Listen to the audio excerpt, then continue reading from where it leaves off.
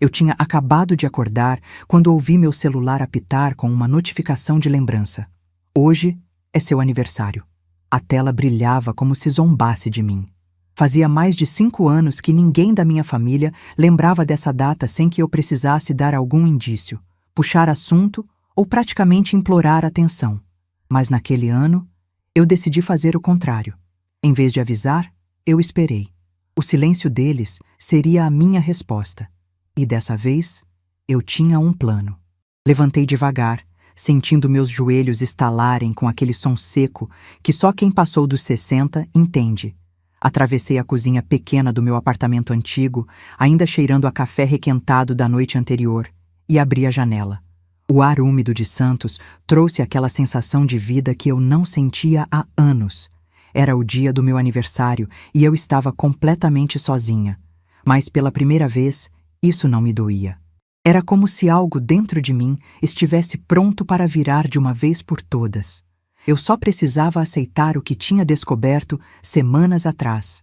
E antes de continuar, quero te fazer um convite muito especial. Inscreva-se no canal e deixe o seu like. Isso me ajuda a ver que você me apoia e que está gostando das minhas histórias. E comenta aqui embaixo de qual cidade você está assistindo. Agora, vamos continuar. Eu lembrava como se fosse ontem da conversa que ouvi escondida, quando fui visitar meu filho de surpresa no mês anterior. A porta estava entreaberta e, antes de bater, escutei a voz da minha nora dizendo que eu era carente demais, dramática demais, um peso. E ele, o meu único filho, concordou com ela. Meu peito apertou naquela hora como se estivesse sendo esvaziado por dentro. Ali, eu entendi que não se tratava mais de esquecimento. Era escolha. Eles simplesmente não queriam minha presença. E queriam menos ainda assumir isso. Naquela noite, cheguei em casa tremendo.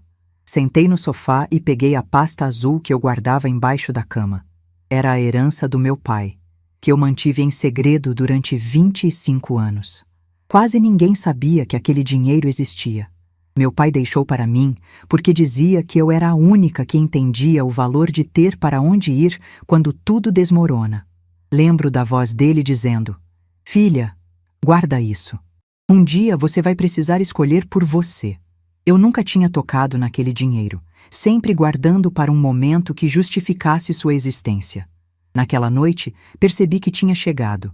Passei a semana seguinte pesquisando imóveis de frente para o mar. Eu queria algo grande, luminoso, que me fizesse sentir viva outra vez. Algo que fosse só meu. No terceiro dia de procura, a corretora me mandou fotos de uma mansão em Ilhabela. Quando abri, senti um arrepio. Era como se alguém tivesse tirado uma fotografia do que eu sempre sonhei, mas nunca tive coragem de assumir. Piscina infinita, janelas enormes, uma vista que parecia tocar o horizonte. O preço, $800 mil. Não era um valor leve, mas eu tinha exatamente aquilo. O suficiente. E coragem. Fechei a compra sem contar para ninguém, nem para minha melhor amiga. Era uma decisão só minha, um renascimento silencioso. No dia anterior ao meu aniversário, corri até a casa, entrei no enorme salão vazio e gritei para testar o eco. Meu próprio grito voltou para mim como se dissesse: "Finalmente." Eu chorei de um jeito que não chorava desde que fiquei viúva. Não de tristeza, mas de libertação. Então chegou o dia do meu aniversário, o dia do teste final. Abri o celular. Nada do meu filho, nada da minha nora, nada de ninguém. A mesma repetição de todos os anos. Mas naquele seria diferente. Eu tinha algo que eles jamais imaginariam. Arrumei meu cabelo, coloquei um vestido leve e fui até a varanda da minha nova casa. A luz do sol batia na piscina e formava desenhos brilhantes que dançavam na água. Tirei várias fotos. No celular, escolhi a melhor. Eu sorrindo, com o mar atrás de mim, abraçada por um futuro que só dependia de mim. Teclando devagar, escrevi: "Começando meu novo ciclo com a casa dos meus sonhos. Feliz aniversário para mim." Postei no Instagram e no WhatsApp. Não demorou nem 5 minutos para o telefone começar a vibrar. Primeiro, amigas antigas. Depois, primas distantes. Depois, conhecidos que eu nem lembrava que existiam. E então, A mensagem que eu sabia que viria, mas que não estava preparada para sentir daquele jeito. Mãe, que história é essa de casa? Mansão? Onde você está? Eu olhei para o nome do meu filho na tela e senti algo estranhamente doce. Não era raiva, não era mágoa, era clareza. Pela primeira vez na vida, eu via claramente o jogo. Eles não lembraram do meu aniversário. Eles lembraram da casa, do dinheiro, do que isso representava. Respirei fundo antes de responder, mas não enviei nada. Deixei ele no vácuo. Ele chamou de novo, e de novo, e de novo. Liguei o celular no modo silencioso e deixei na mesa. Caminhei pela casa sentindo o cheiro da madeira nova, ouvindo o barulho distante das ondas. A casa parecia respirar comigo, como se fosse uma amiga antiga me acolhendo. Algumas horas depois, decidi olhar o celular. Mais de 50 mensagens do meu filho. 14 ligações perdidas da minha nora. Um áudio da sogra dela, que nunca gostou de mim, perguntando se era verdade.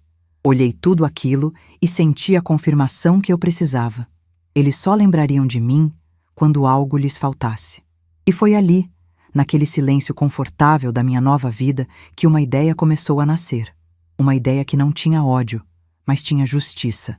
Que não tinha violência, mas tinha verdade. Uma ideia capaz de virar a vida deles de cabeça para baixo. E eu estava pronta. No dia seguinte, acordei cedo com a luz entrando pelas cortinas enormes da suíte. O silêncio daquela mansão parecia diferente do silêncio do meu antigo apartamento. Ali, ele era confortável. Não gritava solidão, gritava liberdade. Caminhei descalça pelo piso frio, sentindo uma paz que eu não sabia que precisava. Mas quando cheguei na cozinha e o celular vibrou pela 100ª vez, a paz se misturou a um aviso. Aquilo não acabaria tão cedo. Peguei o aparelho e vi novas mensagens do meu filho. Desta vez, ele não estava mais perguntando, estava exigindo. Mãe, atende, é importante. A nora também mandara uma sequência crescente de pressão disfarçada. A senhora está bem? Estamos preocupados. Precisamos conversar sobre essa casa. E a sogra, em áudio, repetindo a mesma cantilena de sempre, só que agora com outro tom. Se isso for verdade, precisamos alinhar as coisas. A família precisa saber o que a senhora pretende. Era quase cômico. A família deles, nunca a minha, nunca nós. Eu respirei fundo e deixei o celular ali, em cima da mesa da cozinha, como se fosse um objeto qualquer. Decidi dar uma volta na praia. Queria ver o mar de perto, sentir o vento quente de Ilhabela e lembrar quem eu era antes de me moldar às expectativas de todo mundo. Caminhei por uns 15 minutos até encontrar uma barraquinha de água de coco. Sentei ali, olhando as ondas, e deixei meus pensamentos voltarem ao passado como um filme que eu nunca quis assistir de novo. Quando meu marido morreu, 20 anos atrás, tudo ficou nas minhas costas. Trabalhava em 2 empregos, um de manhã e outro à noite, porque meu filho precisava estudar, precisava de comida, precisava de roupa. Tudo bem, eu faria tudo de novo.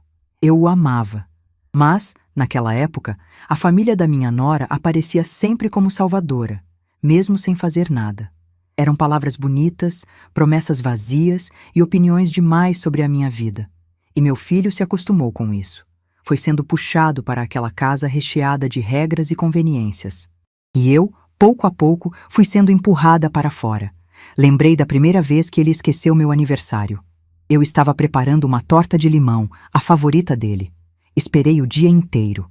Mandei uma mensagem à noite, tímida, perguntando se ele estava bem.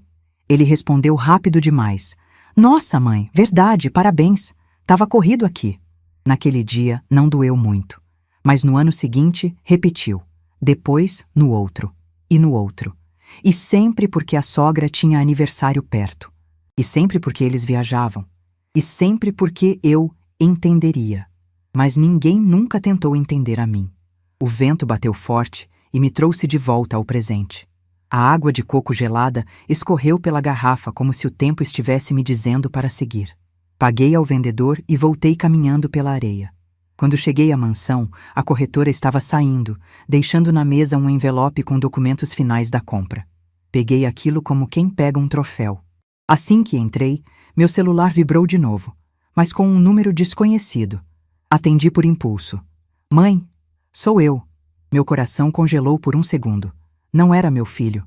Era o outro. O que ninguém sabia. Fechei os olhos, tentando absorver aquilo. Fazia 3 anos que eu não ouvia aquela voz. 3 anos desde a conversa mais difícil da minha vida, quando meu segundo filho disse que precisava se afastar para cuidar da própria saúde mental e reconstruir a vida longe da pressão da família. Ele sempre foi o mais sensível, o mais generoso, o que nunca pedia nada. E talvez por isso tenha sido o mais machucado. Como você descobriu meu número novo? Perguntei, ainda sem acreditar. Vi sobre a mansão no grupo da família. Estão todos surtando. Vim saber se você está bem. Senti meus olhos arderem. Era a primeira vez, em anos, que alguém me ligava para perguntar como eu estava, e não para pedir alguma coisa. Ele continuou. Mãe, você tem certeza que está fazendo isso por você? Só por você? Respirei fundo. Ele conhecia minhas feridas sem eu precisar descrevê-las. Sim, respondi. Desta vez, sim. Estou fazendo por mim. Cansei de ser invisível. Ele ficou em silêncio por alguns segundos, até que disse: Mãe, então faz do seu jeito. Mas tenha cuidado com o outro. Você sabe como ele é. Quando se sente ameaçado, reage. E desligou. Fiquei ali parada, segurando o celular como se estivesse carregando a verdade inteira da minha vida dentro da mão. Meu segundo filho, aquele que se afastou para sobreviver, tinha razão. O outro não lidava bem com perda. Muito menos com qualquer coisa que ele interpretasse como competição ou exclusão. E eu sabia que aquela mansão, embora fosse meu renascimento, seria vista por ele como afronta. Caminhei até a varanda da frente. O mar estava sereno. A luz dourada do fim da tarde iluminava a água e deixava a casa inteira com um brilho quase teatral. E é claro que foi naquele exato instante que o porteiro eletrônico tocou. Dona Helena? Disse a voz do funcionário. Seu filho está aqui na entrada. Ele está exaltado. Meu coração acelerou, mas não era medo. Era outra coisa. Uma mistura de cansaço com coragem. Era o momento que eu sabia que chegaria mais cedo ou mais tarde. Eu pedi para o porteiro abrir. Em menos de 2 minutos, meu filho entrou pela porta principal como se tivesse direitos sobre aquele espaço. Olhou a sala inteira com olhos arregalados, quase possessivos. Parecia mais indignado do que surpreso. Veio até mim com passos rápidos. Mãe, que palhaçada é essa? De onde saiu esse dinheiro? Como a senhora compra uma mansão e não fala nada? Está todo mundo preocupado. Eu o observei com calma. Ele falava como alguém tentando montar um teatro, mas o papel estava mal ensaiado. Quando ele percebeu que eu não reagia, a voz dele começou a subir. E essa história de segredo? A senhora deve explicações. Eu sou seu filho. Foi então que eu respondi pela primeira vez, olhando dentro dos olhos dele, sem tremer, sem baixar a cabeça. Você só lembra que é meu filho quando aparece algo que te interessa. Ele empalideceu. E pela primeira vez, vi medo nos olhos dele. Não medo de mim, mas medo de perder o que ele acreditava que tinha direito. Medo de perceber que pela primeira vez, ele não tinha controle. E eu estava só começando. Meu filho ficou parado no meio da sala, como se esperasse que eu voltasse a ser a mãe submissa que aceitava qualquer migalha de atenção. Ele esperava ver a mulher que fingia estar tudo bem enquanto o coração sangrava. Mas aquele tempo tinha acabado. Eu o olhei com firmeza e senti algo dentro de mim finalmente se alinhando. Ele deu alguns passos para mais perto, com o senho franzido. Mãe, você está exagerando. É claro que eu me importo. Só fiquei assustado. Essa casa é enorme, cara, longe. A senhora nunca falou em se mudar. Ele tentava parecer preocupado, mas a ansiedade estava estampada ali, crua, difícil de esconder. Ele queria respostas. Ele queria garantias. Eu respirei fundo antes de responder. Você nunca perguntou o que eu queria. Ele abriu a boca para retrucar, mas continuou calado quando ergui a mão. Nunca, nenhuma vez. Sempre esperou que eu me encaixasse na sua rotina, na sua vida, nas decisões da sua esposa, nos caprichos da sua sogra. Tudo sempre girou em torno de vocês. Nunca de mim. Ele balançou a cabeça. Isso não é verdade. A senhora está distorcendo as coisas. Mas sua voz tinha aquela trinca fina de quem sabe que o argumento está desmontando. Caminhei até o sofá e sentei, observando a vista pela janela. Era reconfortante sentir que, pela primeira vez, eu não me apressava para agradar ninguém. Ele ficou em pé, inquieto. Parecia deslocado no espaço, como se aquela casa deixasse claro que algo mudou de lado na balança de poder. Eu venho aqui para entender, mãe, ele insistiu. Essa história de mansão, as pessoas estão falando. Minha esposa está chateada. Você podia ter nos avisado. Eu não devo explicações sobre a minha vida para você, respondi com calma. Sou adulta, tenho mais de 60 anos, trabalhei, lutei, carreguei você no colo, dei tudo o que tive. Por que eu ainda precisaria de permissão para viver do jeito que eu quiser? O silêncio que veio em seguida não foi leve. Pesou entre nós como uma porta se fechando. Ele respirou fundo e finalmente perguntou o que realmente queria saber desde o começo. De onde veio o dinheiro? Ah, então era isso. O centro de tudo. O motivo real da invasão, das mensagens, das crises, das ligações. Ele não estava ali para mim. Estava ali para a segurança dele, para o conforto dele, para o futuro dele. E eu estava finalmente preparada para dizer a verdade. É herança, falei. Herança? De quem? Ele franziu a testa, confuso. Talvez até um pouco ofendido. A gente nunca soube de nada. Eu sei, respondi. Não contei para ninguém. Nem para você. Ele ficou ainda mais agitado. Mas por quê? Mãe, isso é sério. A senhora devia ter avisado. Eu me levantei devagar, caminhando até a janela, deixando o sol tocar meu rosto. Era incrível como aquele gesto simples me fazia sentir mais forte. Porque não era da conta de vocês, respondi virando para ele. Meu pai deixou esse dinheiro para mim. Não para você. Não para sua esposa. Não para ninguém. Ele me deixou porque dizia que eu era a única que não pedia, que não exigia, que não tentava controlar a vida dele. Eu respeitei isso. Guardei. E usei exatamente quando senti que precisava. Ele me olhou como se eu tivesse traído um pacto invisível. A senhora guardou tudo isso da própria família? Da família que me excluiu, sim, respondi sem hesitar. Você acha que eu não percebi quando sua sogra começou a decidir onde passaríamos datas importantes? Quando você começou a me deixar de fora das conversas? Quando sua esposa inventava desculpas para você não aparecer sozinho? Acha que eu nunca percebi quando você passou a ter vergonha de mim? A última frase cortou o ar entre nós. Ele ficou completamente imóvel. Os olhos ficaram vidrados, como se eu tivesse acertado a ferida que ele negava ter. Ele tentou se recompor. Eu nunca tive vergonha da senhora. Toda vez que você inventava uma desculpa para não me levar em algum evento porque ia ser puxado, você tinha vergonha. Toda vez que esquecia meu aniversário e postava fotos abraçado com a sua sogra, você tinha vergonha. Toda vez que dizia que eu entendia, você tinha vergonha. Os anos se tornaram palavras, e as palavras finalmente encontraram saída. E eu sempre suportei calada. Até agora. Ele passou a mão pelo rosto, como quem tenta reorganizar pensamentos que estavam ruindo. Isso não é justo, mãe. Eu tenho minha vida. A senhora sempre foi dramática, sempre exagerou. Ah, o velho argumento. Eu quase ri. Quase. Dramática, repeti. Sabe o que é dramático? Passar o aniversário sozinha por 5 anos e ouvir você dizer que coincidiu com outra comemoração. Dramático foi te criar sem ninguém, trabalhar até cair, e ainda assim ouvir sua esposa dizer que eu era só um fardo emocional. Dramático é fingir que está tudo bem quando não está. Eu só parei de fingir. Ele deu meia volta, caminhando pela sala como quem tenta dominar o espaço pela força, mas não era mais dele. Nem nunca tinha sido. Então agora a senhora vai fazer o quê? Ele perguntou com sarcasmo. Viver sozinha nessa casa enorme?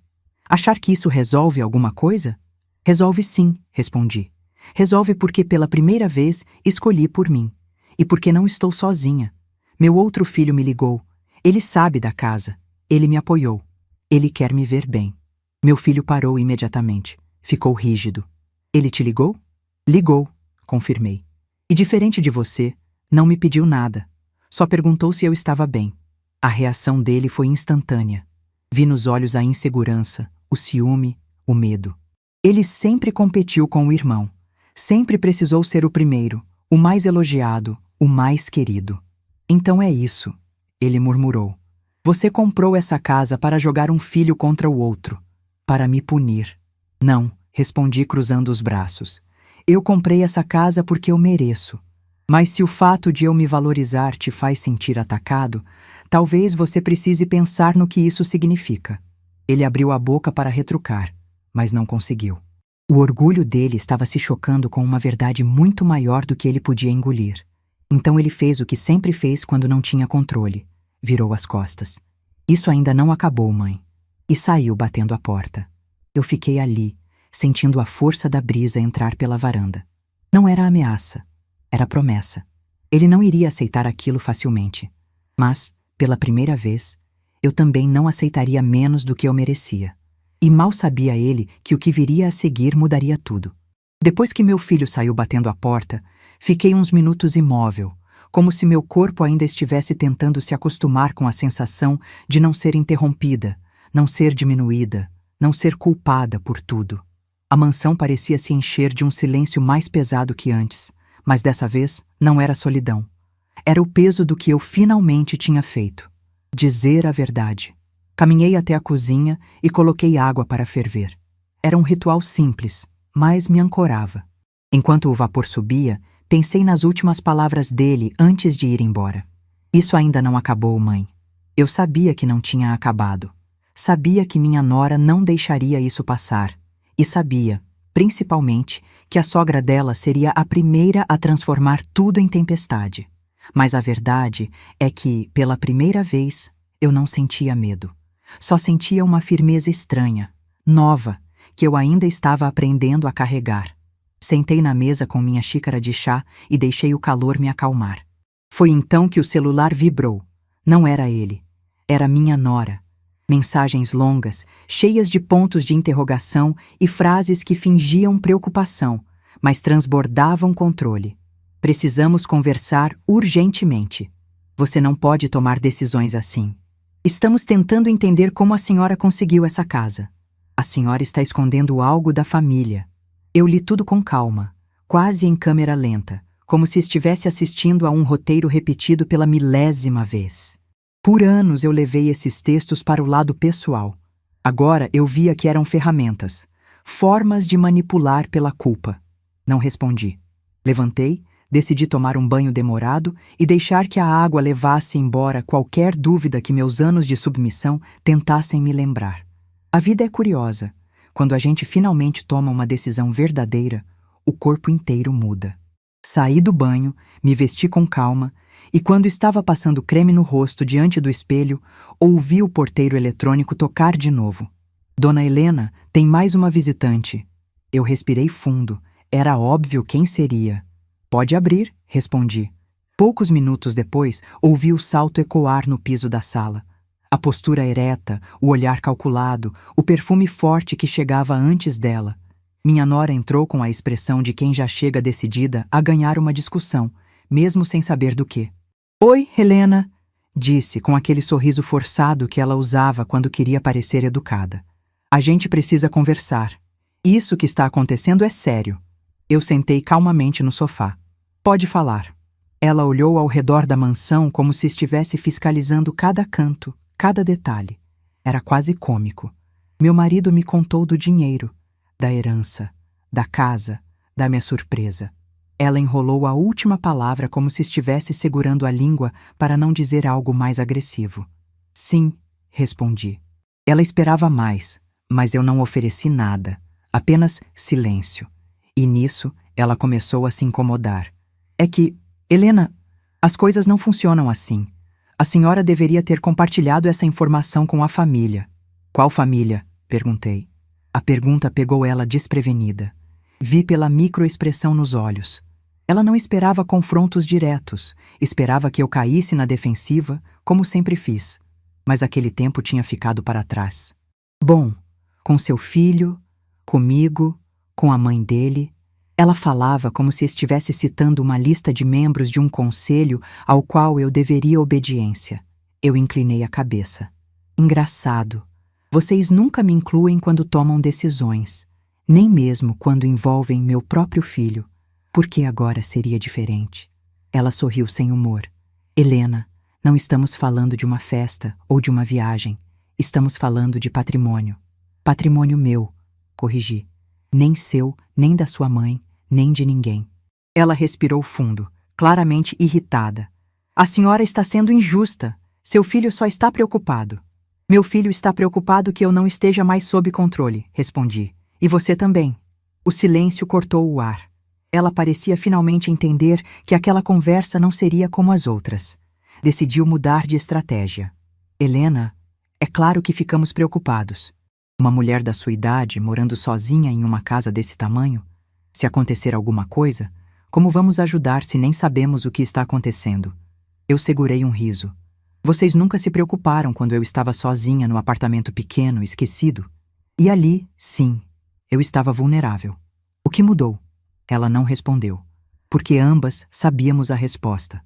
O que mudou é que agora eu tinha algo que eles queriam. E foi aí que ela cometeu o erro. Olha, Helena, ela começou, assumindo um tom profissional, quase ensaiado. Você sabe que seu filho administra bem as coisas. Ele lida com essa parte financeira da família. Talvez fosse bom colocar a casa no nome dele também. Ou pelo menos dividir, por segurança, para não haver complicações futuras.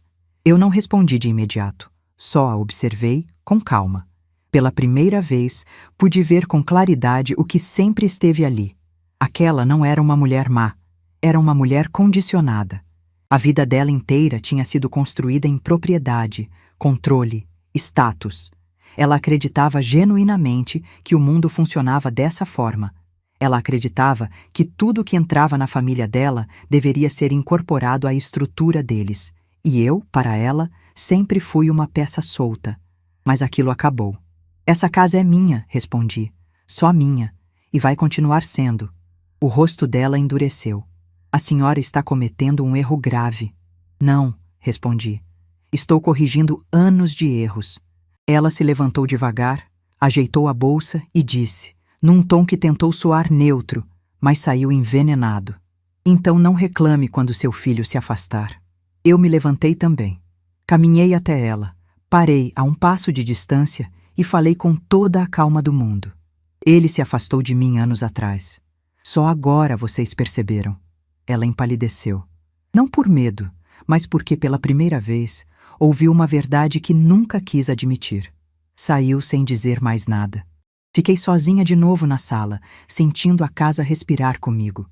O mar batia suavemente lá fora, como se dissesse que eu estava no caminho certo. Mas eu sabia que aquela visita não seria a última. Eles não desistiriam facilmente. E eu não fazia ideia de que o próximo passo deles seria ainda mais baixo do que eu imaginava. No dia seguinte à visita da minha nora, a casa parecia mais fria. Não no sentido físico, mas naquele silêncio que a gente sente antes de algo acontecer. A brisa do mar continuava entrando pela varanda, trazendo o cheiro salgado que eu sempre amei, mas havia também uma espécie de alerta no ar, uma intuição antiga que aprendi a não ignorar. Passei a manhã organizando pequenos detalhes da casa, tentando aproveitar o espaço novo, mas minha mente estava inquieta. Eu sabia que eles não deixariam aquilo morrer ali. Por volta das 10h30, meu celular vibrou com uma notificação do grupo da família. Era raro eu receber algo ali, porque naquele grupo todo mundo falava entre si, e eu só era lembrada quando precisavam de alguma coisa. Abri o grupo sem expectativa. A primeira mensagem era da sogra da minha nora. Uma foto minha, tirada do Instagram. Minha vista, minha piscina, minha varanda. E embaixo, o comentário dela. Alguém sabe o que está acontecendo com a Helena? Isso aqui não está normal. Seguiu-se um debate que parecia de novela. Tias distantes especulando, primos perguntando, e meu filho, aquele mesmo que me acusou de exagero, ali, dizendo coisas como: eu também estou preocupado, ela não está ouvindo ninguém. Fiquei olhando aquilo com uma mistura de tristeza e indignação. Eu estava perfeitamente sã, perfeitamente consciente, perfeitamente decidida. Mas ali, no grupo deles, eu era tratada como uma senhora confusa, instável, que precisava ser direcionada. Foi aí que respirei fundo, segurei o celular com firmeza e decidi sair do grupo. Não escrevi nada. Não mandei indireta. Só saí. e naquele instante senti uma leveza que eu não sentia há décadas. Mas antes de continuar, me diga aqui nos comentários o que você está achando desta história até agora e o que você faria no lugar dela. Não saia do vídeo, porque o que vem a seguir vai te deixar arrepiado. Pouco depois de deixar o grupo, meu telefone tocou. Não era meu filho, nem minha nora. Era um número diferente, fixo, com código de área da cidade onde eles moravam. Atendi com cautela. Dona Helena? Disse uma voz masculina. Aqui é o Carlos, advogado da família de sua nora. Senti minha respiração travar. Advogado? Sobre o quê? Precisamos conversar a respeito de uma situação que chegou até nós. A senhora adquiriu um imóvel de valor muito alto recentemente, correto? Meu coração bateu mais forte, mas mantive a voz firme. Sim, e isso diz respeito apenas a mim. Entendo, disse ele, com aquele tom educado demais, formal demais. Mas existe uma preocupação da família em relação ao seu estado emocional. Eles acreditam que a senhora pode estar vulnerável e tomando decisões impulsivas. Eu quase ri. Impulsiva? Demorei 25 anos para usar uma herança. Esperei mais 5 sofrendo aniversários esquecidos. A única impulsividade ali era deles. Respondi devagar. Eu estou perfeitamente bem. Não preciso da intervenção de ninguém. Ele continuou com um tom burocrático. A família só quer garantir que não haja problemas futuros. Gostaríamos de sugerir uma reunião para discutir uma eventual administração conjunta dos seus bens. Tudo para sua segurança. Aquela palavra, segurança, carregava uma ameaça escondida, e eu sentia ela inteira. Não haverá reunião nenhuma, respondi. E não haverá administração conjunta. O senhor pode informar isso. Ele tentou argumentar, mas desliguei antes que a manipulação avançasse. Ao colocar o celular na mesa, minhas mãos tremiam. Eles estavam indo longe demais. Não era mais só intromissão. Era uma tentativa de me tirar o controle. E se eu deixasse, seria o começo do fim. Caminhei até o corredor e fui até uma das varandas laterais. A vista para o mar sempre me ajudava a pensar. O barulho das ondas quebrando nas pedras tinha algo de firmeza, algo de coragem. E eu precisei dessa coragem quando ouvi passos no piso da sala. Achei que fosse o porteiro trazendo alguma entrega, mas não. Era meu filho. De novo. Só que dessa vez ele não estava sozinho. A sogra dele vinha logo atrás com aquele olhar de quem já chega vencendo. E isso me provocou uma fúria silenciosa. Helena, ela disse, sem nem me cumprimentar. Precisamos conversar. Meu filho completou. Mãe, isso está saindo do controle. Você não podia ter saído do grupo daquele jeito. Eu virei para eles com uma calma que até me surpreendeu. Eu posso sair de onde eu quiser, respondi. A sogra ignorou o que eu disse e avançou, entrando mais na sala como se fosse dona do espaço. Ficamos sabendo que você desligou o advogado. Isso não foi sensato. Ele só queria ajudar. Eu não pedi ajuda. Ela suspirou, teatral. Helena, nós somos família. Precisamos garantir que você esteja bem. Essa casa, essa mudança, esse isolamento, tudo isso preocupa. Não estou isolada. Estou vivendo minha vida. Ela deu um passo à frente, se aproximando demais. Então, nos deixe ver os documentos da casa. Eu senti uma corrente gelada subir pela espinha. Meu filho não me olhava nos olhos. Ele estava claramente desconfortável, mas não impedia nada. Não defendia nada. Não fazia nada. Era um menino outra vez, deixando os outros decidirem por ele. Os documentos são meus, respondi. Helena, ela insistiu. O que estamos pedindo é razoável. Uma senhora da sua idade fazendo uma compra desse tamanho sozinha, isso levanta suspeitas. Aquela frase foi a gota d'água. Olhei diretamente para ela e disse: Senhora da minha idade, suas palavras sempre foram essas: diminuir, desmerecer, insinuar incapacidade. Vocês me ignoram há anos e agora querem acesso aos meus bens? Não vai acontecer. Ela tentou manter o controle. Helena, não torne isso mais difícil. Eu ergui o queixo. Vocês não têm nenhum direito aqui. Nenhum. E se continuarem tentando interferir na minha vida, eu vou tomar medidas legais. A sogra arqueou as sobrancelhas, surpresa. Legais? Contra nós? Contra qualquer um que tente tomar o que é meu. O silêncio que se seguiu foi tenso. Meu filho respirou fundo, finalmente tentando tranquilizar a situação. Mãe, ninguém quer tomar nada. Só queremos ajudar. Vocês nunca me ajudaram. Ele não respondeu. Eu dei um passo à frente. Agora, eu peço que vocês se retirem. Eles ficaram parados por alguns segundos e pela primeira vez vi um medo real no rosto da sogra. Não medo de mim, medo de perder acesso ao que ela achava que já tinha conquistado. Saíram sem olhar para trás. Quando a porta se fechou, minhas pernas fraquejaram. Sentei no sofá, respirando fundo. E foi nesse momento, nesse exato momento, que meu telefone vibrou. Era meu segundo filho. A mensagem dizia: Mãe, prepare-se. Eles estão planejando algo pior. Eu li aquelas palavras 3 vezes. E soube. O que viria não seria mais tentativa. Seria ataque. Quando li a mensagem do meu segundo filho, senti a pele arrepiar. Eles estão planejando algo pior. As palavras ficaram girando na minha cabeça como uma sirene invisível. Senti um frio na barriga que não sentia desde os tempos em que precisava escolher entre pagar a conta de luz ou comprar arroz. Era aquele velho instinto de sobrevivência voltando. A diferença é que agora eu não estava lutando contra a vida. Eu estava lutando contra a minha própria família. Levantei do sofá devagar, tentando entender o que aquilo significava. Meu segundo filho sempre foi calmo, ponderado, responsável. Ele jamais me alarmaria à toa. Então, se ele escreveu aquilo, era porque havia motivo. Respirei fundo e respondi com as mãos tremendo. O que você sabe? Mas a mensagem demorou a chegar. Ele tinha o hábito de pensar antes de falar. E isso, naquele momento, só aumentava minha tensão. Enquanto esperava, comecei a andar pela casa. O eco dos meus passos pela sala grande deixava claro como eu ainda não estava acostumada a ocupar um espaço tão vasto. Era como se eu estivesse aprendendo a existir de novo, agora sem ninguém para diminuir meus passos, meus sonhos ou minhas escolhas. Mas eu sabia que aquela sensação não duraria muito se eles conseguissem o que queriam. O celular vibrou. Meu coração disparou. Abri a mensagem. Mãe, eles estão dizendo que você não está bem mentalmente. Estão tentando construir uma narrativa para pedir interdição temporária. Por alguns segundos fiquei sem ar. Interdição. A palavra me atravessou como um golpe. Aquilo não era só controle.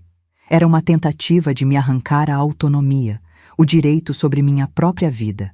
Era me transformar em incapaz, em alguém que precisaria de permissão até para respirar. Meus olhos arderam, mas eu respirei fundo. Não ia chorar. Não depois de tudo que aguentei. Não agora que estava tão perto da minha liberdade inteira. Respondi imediatamente. Você tem certeza? E ele? Sim. Estão conversando com pessoas próximas para criar uma história. Disseram que você não estava raciocinando bem, que estava isolada, agindo por impulso, influenciada por alguém. A ironia quase me fez rir. Eu, influenciada? Por quem? Eu não via ninguém há anos, a não ser eles mesmos, que só apareciam quando algo lhes interessava. Mas aquela mentira serviria perfeitamente ao objetivo deles. Faltava pouco para ficarem com medo de perder o controle total. Filho, escrevi, o que faço? E ele respondeu com rapidez surpreendente. Primeiro, não fique sozinha. Segundo, registre tudo. Terceiro, procure um advogado antes que eles procurem um juiz. Sentei devagar, sentindo minhas pernas fraquejarem. Era isso. Eles iam tentar me interditar. Eu. A mulher que o sustentou, que trabalhou até o dedo doer, que carregou sacolas pesadas de madrugada, que se virava sozinha desde os 17 anos. Eles queriam transformar tudo isso em inutilidade, em incapacidade, em fraqueza. Mas eu não era fraca. Levantei, enxuguei o rosto e fui até o escritório improvisado que montei num dos quartos. Encontrei uma pasta grande e comecei a separar documentos. Certidões, comprovantes, recibos, fotografias antigas, declarações médicas. Tudo que mostrava que eu tinha plena saúde e lucidez. Eu tremia, mas ao mesmo tempo sentia algo diferente se acendendo dentro de mim. Um orgulho. O orgulho de estar finalmente me defendendo. Enquanto organizava os papéis, lembrei de algo importante. Meu filho mais velho era esperto. Ele não daria um passo tão grande sem tentar uma abordagem mais emocional antes. Ele precisava que eu mostrasse fragilidade. Precisava que eu cedesse, que pedisse ajuda. E eu sabia que, em breve, ele tentaria vir até mim novamente, mas desta vez com outra estratégia. E eu estava certa. Por volta das 3 da tarde, ouvi o portão da frente abrir e passos apressados cruzando a entrada. Fui até a sala e vi meu filho entrando sem bater, com o rosto vermelho, como se estivesse vindo direto de uma discussão. "Mãe", ele disse com a voz alterada. "A gente precisa conversar, não dá para continuar assim." Cruzei os braços. "Continuar como?" Ele respirou fundo, tentando se acalmar, mas falhou.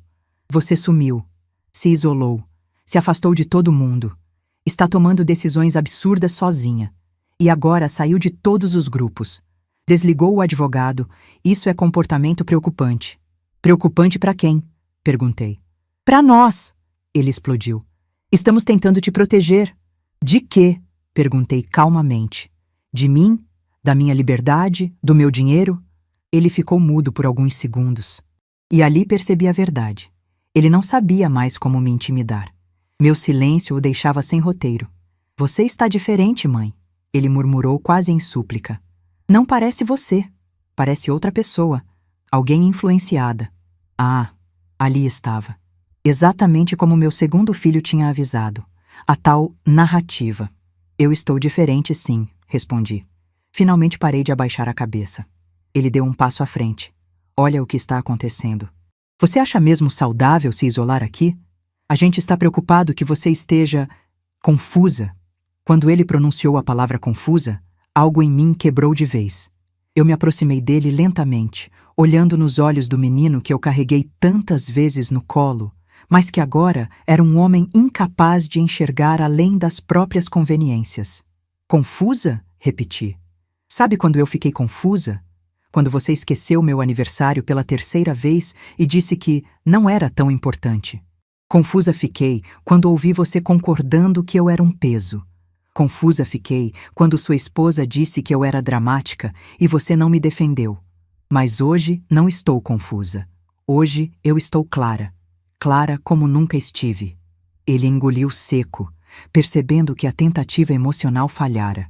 E logo partiu para o verdadeiro plano. "Mãe, se continuar assim, a gente pode precisar de ajuda profissional. Talvez alguém te orientar, te proteger."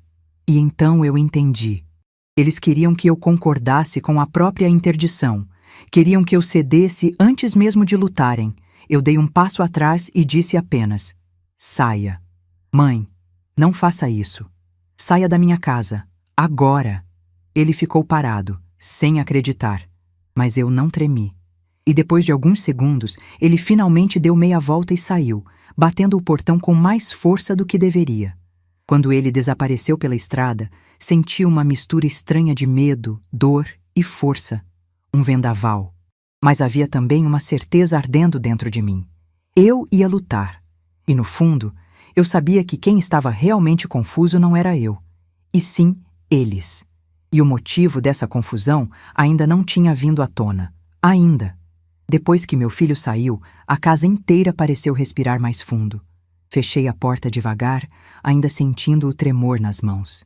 Por mais que eu tivesse mantido a calma diante dele, a verdade é que o que estava acontecendo ultrapassava qualquer limite que eu imaginava que eles teriam coragem de cruzar.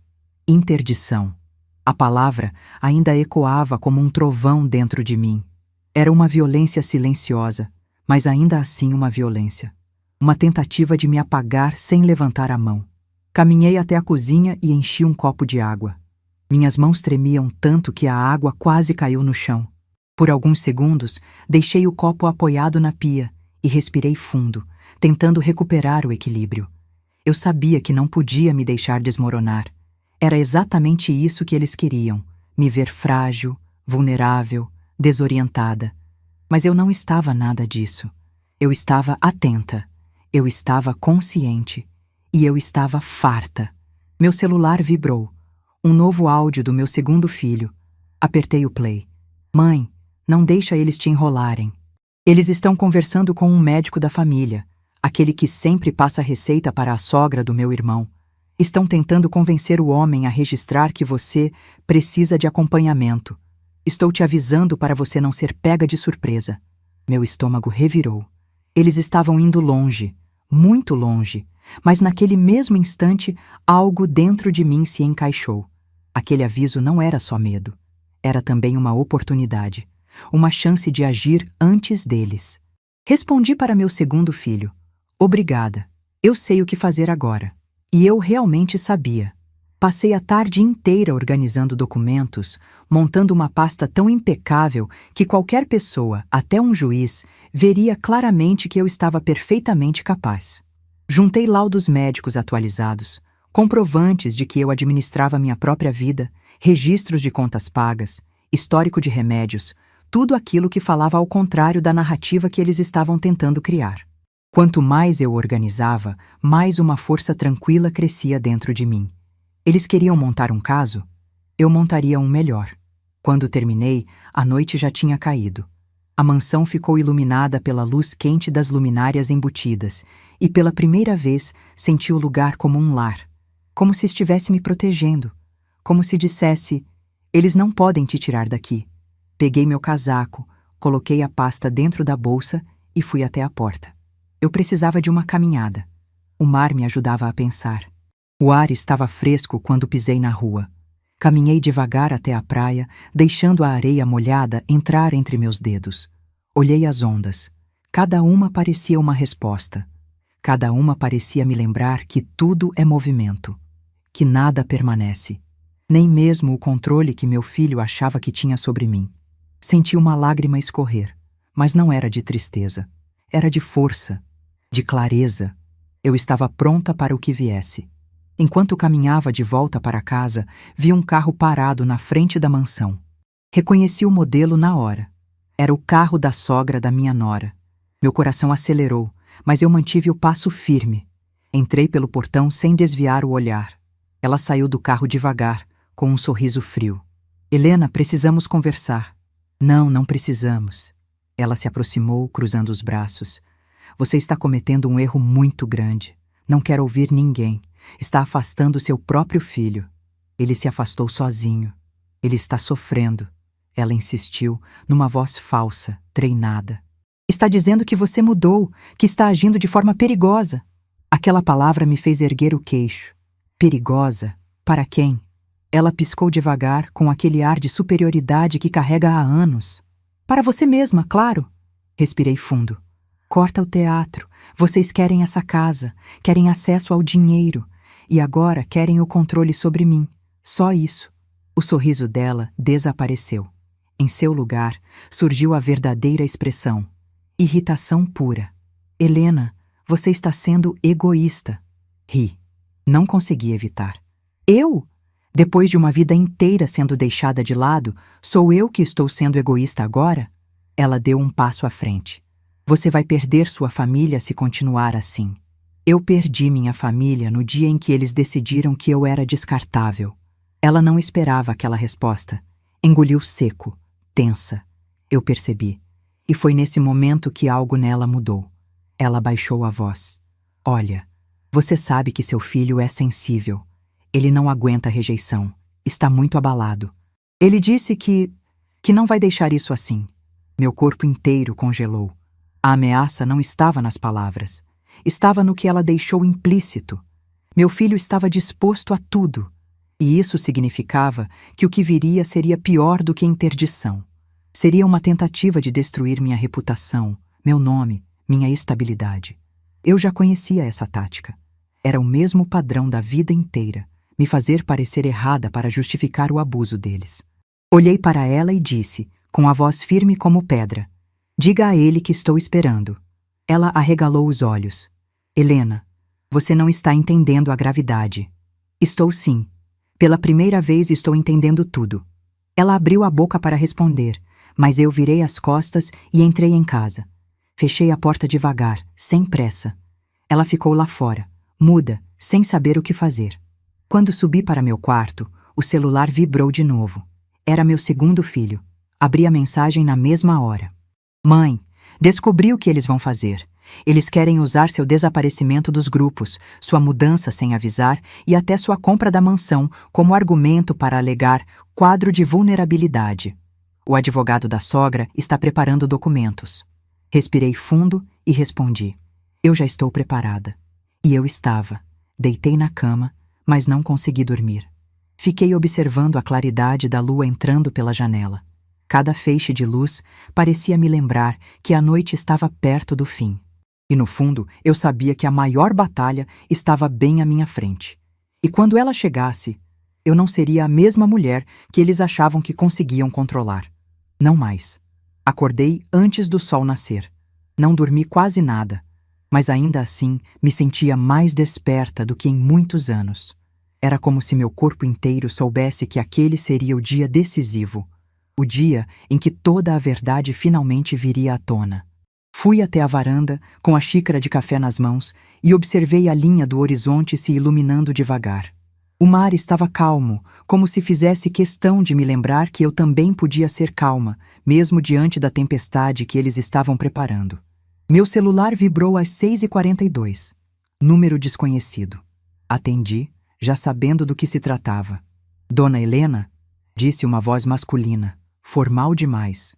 Aqui é o Dr. Alberto, médico da família. Precisamos conversar sobre a sua saúde. E senti meu estômago endurecer, mas respondi com serenidade. Minha saúde está ótima. Tenho meus próprios laudos. Obrigada pela preocupação. Ele pigarreou. Fomos informados de que a senhora estaria agindo de forma impulsiva, isolada e que talvez precisasse de acompanhamento. Informados por quem? Perguntei. Houve silêncio. Depois ele murmurou. Prefiro não entrar nesse mérito. Gostaria apenas de marcar uma avaliação. Respirei fundo. Doutor, não haverá avaliação. E, por favor, registre que estou negando porque estou saudável e consciente. Não autorize nenhum relatório sem minha presença. Desliguei antes que ele insistisse. E então, pela primeira vez em semanas, senti que o medo estava indo embora. Não porque o perigo passou, mas porque eu finalmente tinha voz. Às 9h, o portão eletrônico tocou. Não precisei ver para saber que era ele, meu filho, acreditando que, mais uma vez, controlaria tudo. Abri a porta da sala e o encontrei ali, rosto tenso, olhos vermelhos, respiração acelerada. Ele não dizia nada ainda, mas eu sabia que vinha preparado, talvez até ensaiado. Mãe, ele começou, a gente precisa resolver isso, hoje. Cruzei os braços. Resolver o quê? Ele engoliu seco. Eu trouxe alguém aqui para te ajudar. É para o seu bem. Meu coração bateu forte. Para o meu bem? Repeti. Foi então que ele deu um passo para o lado e revelou quem estava atrás dele. A sogra. Claro. Ela entrou com aquele sorriso falso que sempre carregava em situações em que queria parecer benevolente. Helena, querida, viemos te apoiar. Não é momento de briga, é momento de cuidado. Meu sangue ferveu. Cuidado? Perguntei. Vocês tentaram me interditar sem nem conversar comigo. Isso chama controle, não cuidado. Meu filho ficou nervoso. Ninguém quer te interditar, mãe. De onde você tirou isso? Peguei a pasta que estava sobre a mesa desde a noite anterior. A pasta que eu preparei para o que quer que viesse. A pasta que provava minha lucidez. Do seu movimento, respondi. Da ligação do advogado. Da tentativa de usar o médico da família. Das mensagens que você e sua esposa mandaram pelos grupos. Ele ficou pálido.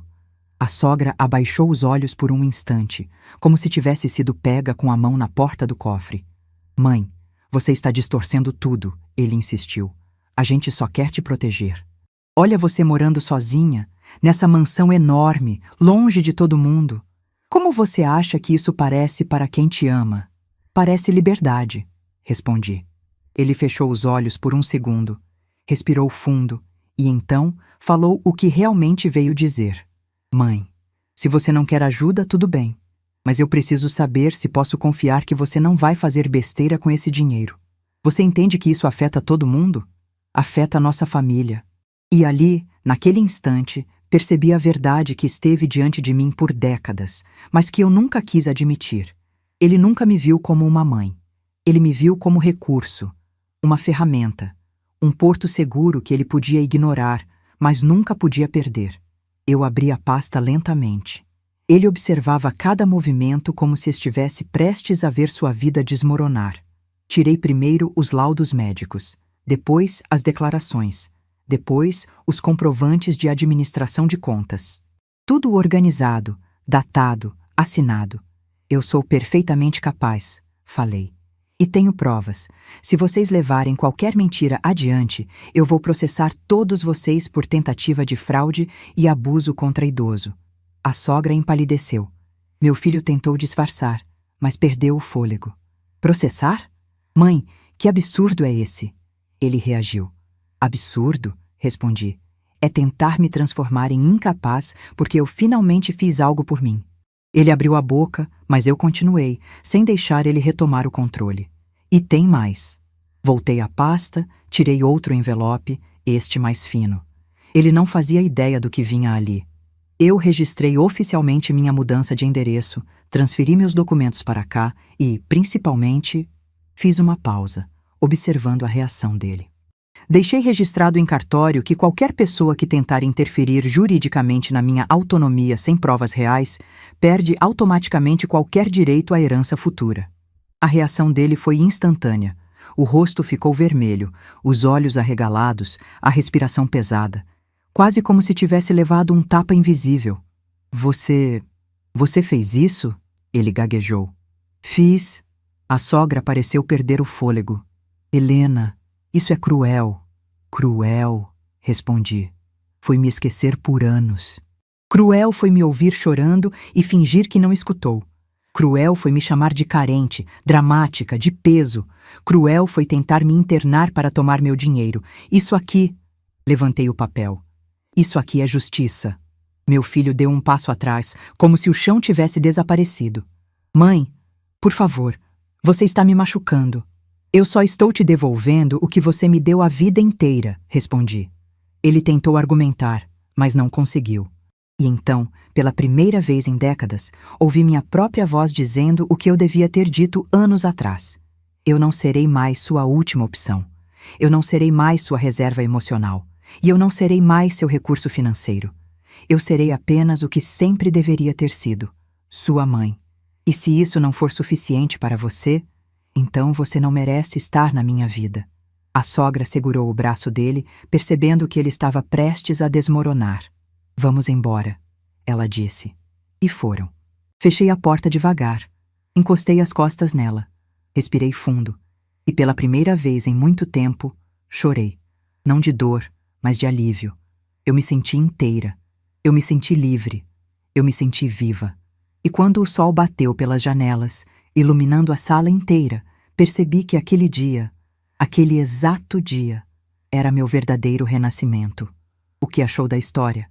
Se inscreva no canal e compartilhe com alguém que também irá se emocionar hoje.